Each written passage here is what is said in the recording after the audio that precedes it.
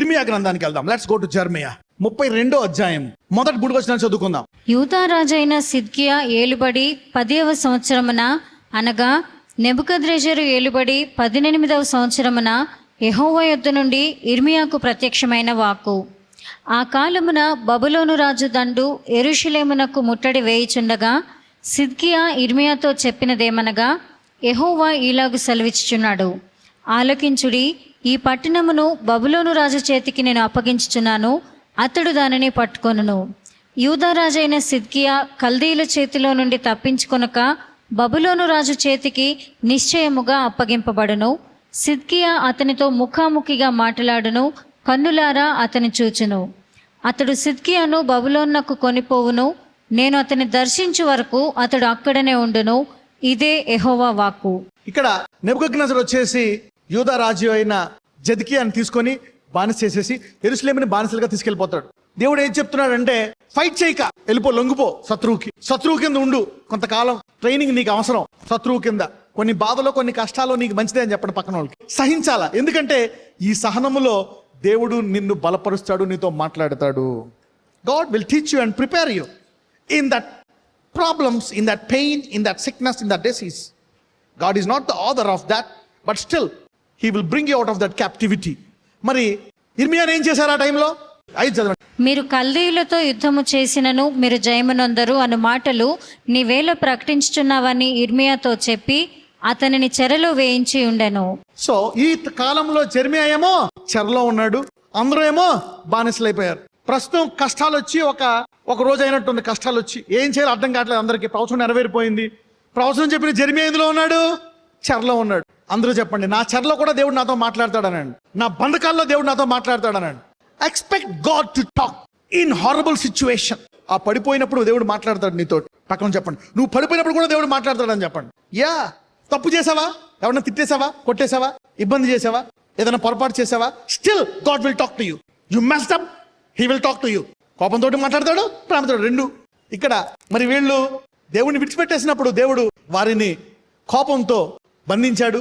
ఇర్మియానేమో చెరసాల్లో వేసేశాడు. ఏం మాట్లాడుతున్నాడో చూద్దాం, చదువమ్మ. అంతటా ఇర్మియా ఇట్లా, నేను యెహోవా వాక్కు నాకు ప్రత్యక్షమై ఈలాగు సెలవిచ్చెను, నీ తండ్రి తోడబుట్టిన షల్లూము కుమారుడగు హనమేలు నీ వద్దకు వచ్చి అనాతోతులో ఉన్న నా భూమిని కొనుటకు విమోచకుని ధర్మము నీదే, దాన్ని కొనుక్కొనుమని చెప్పును.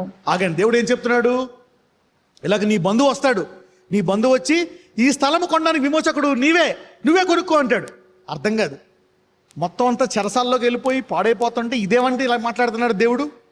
నేను చెరసాల్లో ఉండి ఈ బాధల్లో ఉండి ఇది కొనాలా? దేవుడు మాట్లాడుతున్నాడు. ఎందుకు మాట్లాడుతున్నాడు? దీని అర్థం ఏంటో చూద్దాం, చదువు. కావున నా తండ్రి తోడబుట్టిన వాని కుమారుడైన హనమేలు యెహోవా మాట చొప్పున చెరసాల ప్రాకారములోనున్న నా యుద్ధకు వచ్చి బెన్యామీను దేశమందలి అనాతోతులోనున్న నా భూమిని దయచేసి కొనుము. చూడండి, భూమిని కొనమంటున్నాడు. ఎందుకంటే ఒక్కొక్కసారి దేవుడు ట్రైనింగ్ ఇస్తాడండి. Sometimes God trains you to do something. నువ్వు ఇచ్చేయి అంటున్నాడు. సరే చూద్దాం ఏం జరుగుతుంది. దానికి వారసుడవు నీవే, దాని విమోచనము నీ వలననే జరగవలెను, దాని కొనుక్కోమని నాతో అనగా అది యెహోవా వాక్కు అని నేను తెలుసుకుని నా తండ్రి తోడబుట్టిన వాని కుమారుడైన హనమేలు పొలమును కొని 17 తులముల వెండిని తూచి అతనికి ఇచ్చి తిని, నేను క్రయపత్రము రాసి ముద్ర వేసి సాక్షులను పిలిపించి త్రాసుతో ఆ వెండి తూచి క్రయపత్రమును, అనగా ముద్రగల విడుదల కైకోలును ఒడంబడికను, ముద్రలేని విడుదల కైకోలును ఒడంబడికను తీసుకొంటిని. కొన్నిసార్లు కొన్ని పనులు అర్థం లేకపోయినా విశ్వాసంతో చేయాలా. ఏం చేయాలా? నీకు వ్యాధి ఉన్నా నువ్వేమనాలో తెలుసా? నా వ్యాధి దేవుడు స్వస్థపరుస్తాడు అనాలి. ఏమనాలా? Sometimes God makes you do some things which are not reasonable to your mind. అందరూ విశ్వాసం అనండి. ఒకసారి మనకు అర్థం కాదు, అయినా విశ్వాసంతో వెళ్ళిపోతే అది నువ్వు నమ్మేది నిజరూపముగా మారుతావు. అందుకంటే విశ్వాసం అనున్నది నీవు నమ్ము వాటి యొక్క ఏమై ఉంది? నిజస్వరూపము. మరి ఇక్కడ దేవుడు ఏం చెప్తున్నాడు? కొను అంటున్నాడు. ఎప్పుడైనా యుద్ధం టైంలో ఎవరైనా స్థలం కొంటే ప్రాఫిటా లాసా? లాస్. కానీ దేంతో కొన్నాడు? విశ్వాసంతో కొన్నాడు. ఆ డబ్బు పట్టుకొని వేరే దేశానికి వెళ్తే ఉపయోగపడుతుందా? ఎస్. చూద్దాం ఏం చేస్తుంది, చూద్దాం. అప్పుడు నా తండ్రి తోడబుట్టిన వాని కుమారుడైన హనమేలు ఎదుటను, ఆ క్రయపత్రములో చేవ్రాలు చేసిన సాక్షుల ఎదుటను, చెరసాల ప్రాకారములో కూర్చున్న యూదులందరి ఎదుటను నేను మహసేయ కుమారుడగు నేరియా కుమారుడైన బారూకునకు ఆ క్రయపత్రమును అప్పగించి వారి కన్నుల ఎదుట బారూకునకు ఈలాగు ఆజ్ఞాపించి తిని. అంటే రైటర్ అనమాట, is a writer. Okay, right. అంటే ప్రతి ప్రవక్తకి ఉంటారన్నమాట, రాసి వాళ్ళు ఉంటారన్నమాట పక్కన అసిస్టెంట్. చదువు.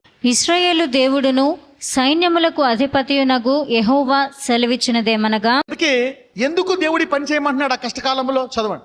ఈ పత్రములను అనగా ముద్రగల ఈ క్రయపత్రమును ముద్రలేని క్రయపత్రమును నీవు తీసుకుని అవి బహుదినములు ఉండునట్లు మంటి కుండలో వాటిని దాచిపెట్టుము. ఎందులో దాచిపెట్టాలంట? ఆ రోజుల్లో ఏమైనా దాచిపెట్టాలంటే మట్టి కుండలో పెడతారు, ఎక్కువ కాలం ఉంటాయని. Maybe it has a preserving capacity అనుకోవచ్చు. చదువు. ఇశ్రాయేలు దేవుడును సైన్యములకు అధిపతియునగు యెహోవా ఈలాగు సెలవిచ్చుచున్నాడు. ఇండ్లును పొలములను ద్రాక్ష తోటలను ఇంకా ఈ దేశములో కొనబడను. నేరియా కుమారుడైన బారూకు చేతికి ఆ క్రయపత్రమును నేను అప్పగించిన తరువాత యెహోవాకు ఈలాగు ప్రార్థన చేస్తాను. ఎక్కడైతే ఏ దేశంలో అయితే బానిసగా అయిపోయి ఎక్కడ ఏమి కొనబడవో ఏమి చేయబడవో ఏం చెప్తున్నాడు దేవుడు? పక్కన చెప్పండి. నీ కష్టాల్లో కూడా నీకు ఇంకా దేవుడే అని చెప్పండి. ఇజ్రాయెల్ని ఆక్రమించేసుకున్నారు, ఇజ్రాయెల్ని బంధించేశారు, అయినప్పటికీ దేవుడు ఇజ్రాయేలు దేవుడే. అందుకనే God is parallelly designing your redemption during your bondage. God is parallelly preparing deliverance in that bondage. This is your God. నీవు కష్టాల్లో ఉన్నప్పుడు నిన్ను ఎలా విడిపించాలా అని ఆయన స్కెచ్ కూడా గీస్తున్నాడు పక్కనే. అప్పుల్లోకి వెళ్ళిపోయినప్పుడు ఎలా తీయాలని కూడా ఆలోచించేశాడు. రోగంలోకి వెళ్ళిపోయినప్పుడు ఎలా బయటికి రావాలని ఆలోచించేసి ముందుగానే రెడీ చేసేసాడు. అందుకే ఇర్మియా చేత ఆ కాలంలో పొలము కొనిపించి ఆ పట్టాలు ఒక మట్టి కుండలో వేసి పెడుతుంది. అప్పుడు ఏం చెప్తున్నాడంట? ఇజ్రాయేలు దేవుడును సైన్యములకు అధిపతియగు యెహోవా ఇలాగు సెలవిచ్చుచున్నాడు, ఇండ్లును పొలములను ద్రాక్ష తోటలను ఇంకా ఈ దేశంలో కొనబడును. అప్పులు పాలైపోయిన దేవుడు నీ రాబడిని ఇంకా ఎక్కువ చేయగలడు. This is what God can do. అందుకోసమే కష్టకాలంలో ఇంట్లో వాళ్ళ స్వరాన్ని, బంధువుల స్వరాన్ని, నీ స్వరాన్ని వినడమే కాదు, దేవుని స్వరాన్ని కూడా వినాలి. ఇర్మియా అందులో వెళ్ళిపోయాడు అనమాట. ఇర్మియా ప్రవచించాడు, డిప్రెషన్లో వెళ్ళిపోయాడు. ఎందులో? ఆ జైల్లో కూర్చొని నా దేశం పాడైపోయింది, ఇంకేడు అనుకోవడం జరిగిపోయింది, నేను ప్రవచించాను, అదే జరిగింది. లోపల కుమిలి కుమిలి కుమిలి ఏడుస్తున్నాడు ఇర్మియా. ఇర్మియాని జైల్లో వేసింది ఎవరు? రాజే. ఎందుకంటే ప్రవచనం ఎలా చెప్తావా అని చెప్పి జైల్లో వేస్తాడు. వేసినందుకు లోపల బాధపడుతున్నాడు ఇర్మియా, నా దేశం ఎలాగైపోయిందా అని. అందుకోసమే దేవుడు ఇర్మియా చేత స్థలాన్ని కొనిపించి, ఇదిగో మళ్ళా ఈ దేశంలో ఇళ్ళు, పొలాలు, ద్రాక్ష తోటలు ఇంకా కొనబడతాయి. అంటే బంధకముల తర్వాత దేవుడు పక్కనే బంధకాలు బంధింపబడి ఉంటుండగానే ఆయన విడుదలను ప్లాన్ చేసి పెట్టాడు. There is a parallel deliverance plan by God in line with that problem. అందుకే ఎప్పుడు దేవుడిని విడిచిపెట్టకూడదంట. కష్టాల్లో కూడా ఎలా విడిపిస్తాడో ఆయన పక్కన రాసి పెట్టాడు. ఇక్కడ మొత్తం కష్టాల్లో కూడా ఆయన ఒక పట్టా కొనలు దాచిపెట్టాడని చూద్దాం. అప్పుడు ఇర్మియా ఏమని ప్రార్థిస్తాడో చదువు అమ్మ.